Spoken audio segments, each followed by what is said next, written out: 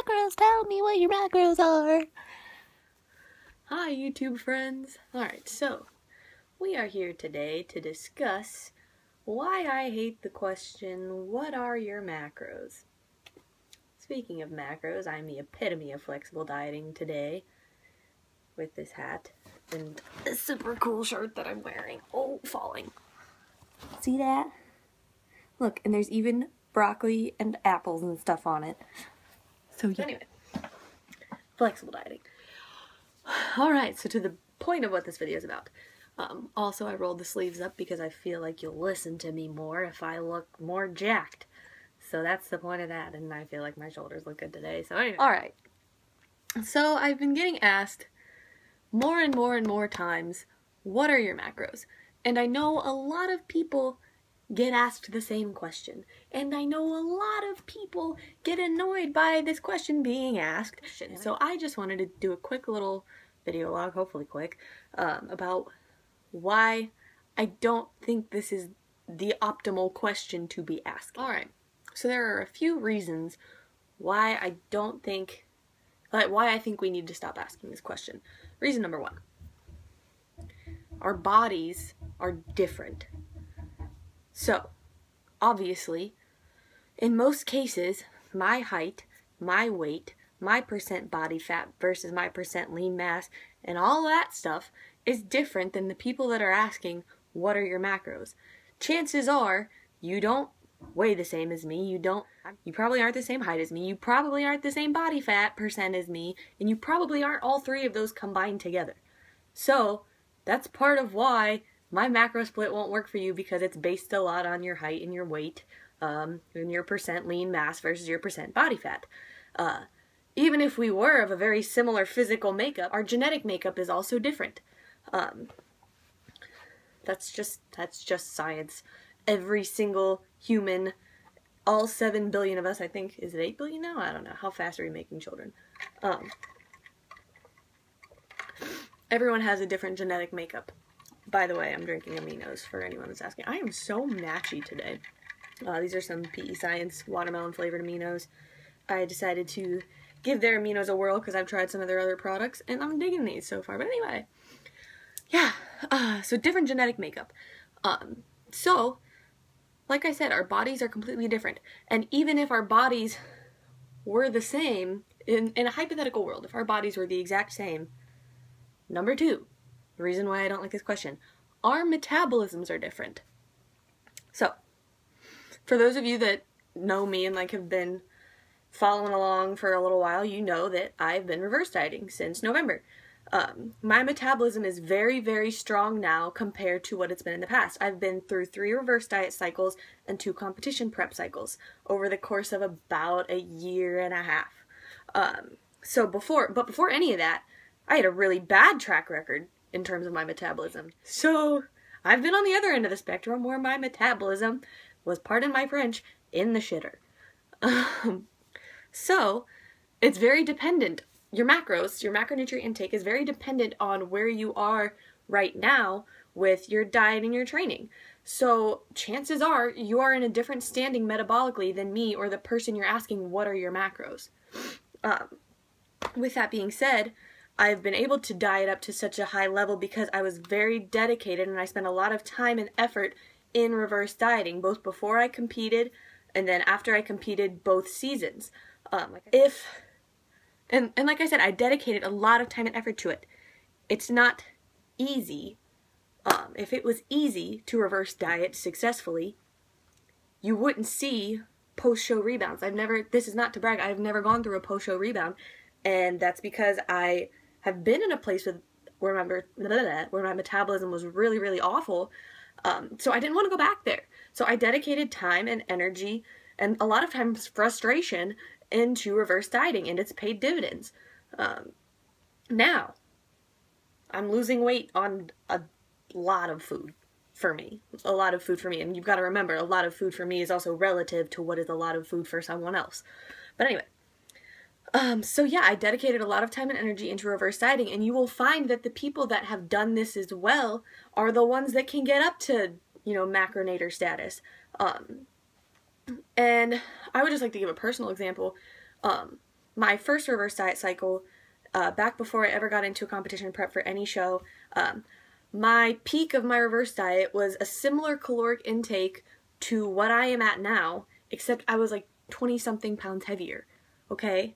So, hashtag metabolic gains, but, so then I went through a dieting cycle, and I had to get down really, really low for my first show. For someone that's 5'9", I had to get down fairly low in like poverty, close to if not poverty level, to lose adequate weight for my first show, and I still needed to lose more after that. So you can imagine after by my second show, I was like good condition.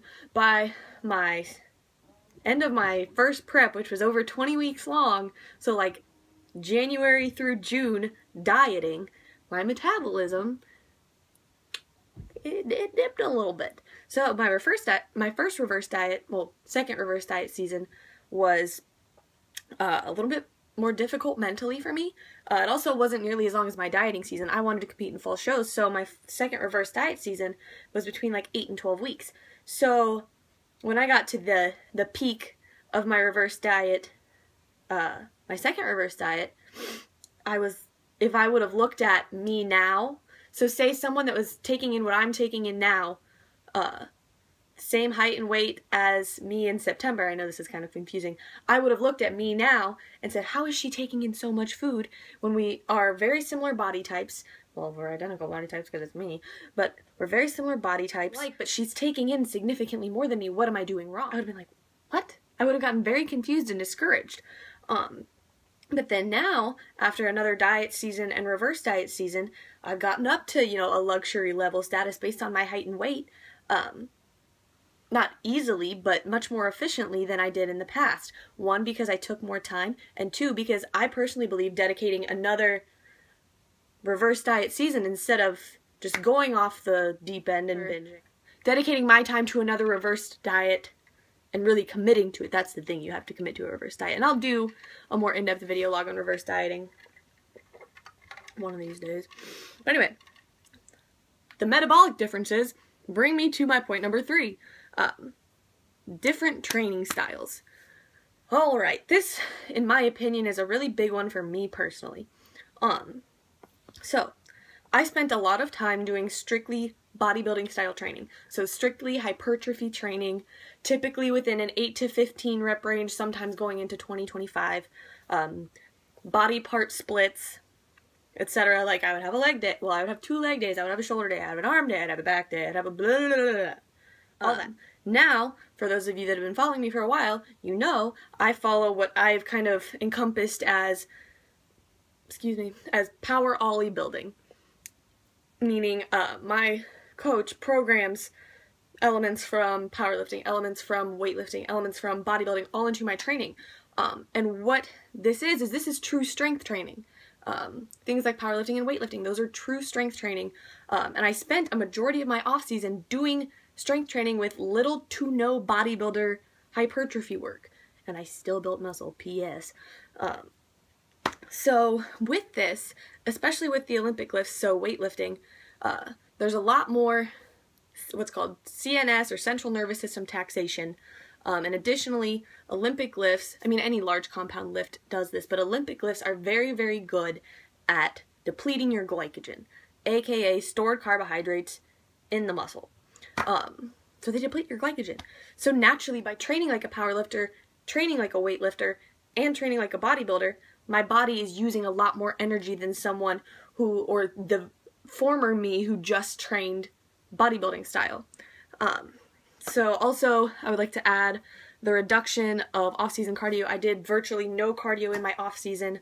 Literally 1 week I wanted to drop a couple pounds for a posing clinic, and I did like a grand total of like 18 minutes of cardio that week and lost 3 pounds. So that was exciting. But you can see the reduction of season cardio, when you add it back in, it's going to be that much more effective. And now we're starting to very slowly reintroduce some conditioning work, and I'm losing weight just on that slight addition to conditioning and changing my training volume, and losing weight just on that and not making any macronutrient cuts. That goes to show you the importance of changing your training style. But like I said, I train very differently than typical bodybuilders particularly bikini competitors. And I think anyone that is a dual sport athlete, I'm not a dual or tri-sport athlete, I've never stepped on a platform in another sport yet, but I think that any dual sport athlete will tell you that training both has benefited each one. So training bodybuilding has benefited their powerlifting, and training powerlifting has benefited their bodybuilding. It's just good. Anyway, so which brings me to my final point, number 4. All of these things combined, I think that asking the question, what are your macros, it gives the wrong impression. If I were to tell you my macros, it will literally do nothing for you in terms of determining your own. At least not in the most optimal way. Yes, you can look at someone that looks similar to you and has a similar body type as you, and even similar training styles to a degree as you, but them telling you their macros isn't going to do anything for you because your body is still different. And if you ask these people, you know, what are your macros, and you try and base yours off of them, first of all, they could be in a completely different stage as you. They could be, you know, knee deep in off season and you're about to start a cut. So if you base your macros off of their if you base your cutting macros off of their off season macros, no, it's not going to work. But either way, it's just suboptimal. It can play intense mind games with you. Like I mentioned before, if I would have looked at, in my second reverse diet, me in my third reverse diet at the peak of it, I'd be like, why aren't my macros this one? Why are my macros down here? What am I doing wrong? And I think a lot of times that it can lead to a lack of trust in your coach. For one thing, if you see someone that you quote unquote think you look like, you're going to be like, well, hey, why are my macros not working like this? Why aren't you, like, why is what you're giving me not correct? So that can create a problem. If you're with a coach, you should be with someone you trust, and you should be consulting them about what your macronutrient intake should be, not some random person on social media. Example, I was 8 weeks out of my first show, and I can almost guarantee you Heidi remembers this. I had a literal meltdown because I was like, I'm not losing fast enough. I'm going on stage in 8 weeks, and like, I was freaking out. But she is a good coach, and so we just adapted what I was doing. We just changed something. Like, she worked with me like a good coach does, and we figured out what needed to be changed in order for me to succeed. So I guess my takeaway with this is, they always say trust the process. I say no to that. I say trust your process, because everyone's competitive journey, whether you're a bodybuilder, a weightlifter, a powerlifter, a track athlete, whatever you are, your process is different than athletes outside of your sport and within your sport. So trust your process. And I would also like to make the point that there are tons of resources available to you. There may be some of you that are like, I was just asking, oh my God, don't freak out. I would like to encourage you to ask more effective questions. Instead, think of why you're asking the question you're asking. I would recommend asking and doing your own personal research on how to track macros for your goals and your needs, and, you know, how to reverse diet effectively. And like I said, do your research. Be curious. Don't just ask randoms on social media. I mean, if they're like a very qualified person, then yes, ask like a Dr. Norton, who has put out tons of information, by the way. Ask and do personal research on the things that you're curious about. That is how you're going to become a successful athlete and a successful person, is taking ownership of your goals and figuring out how to most effectively reach them, being optimal. So yeah, learn how to ask better questions. There's no such thing as a bad question, but there's always a better question.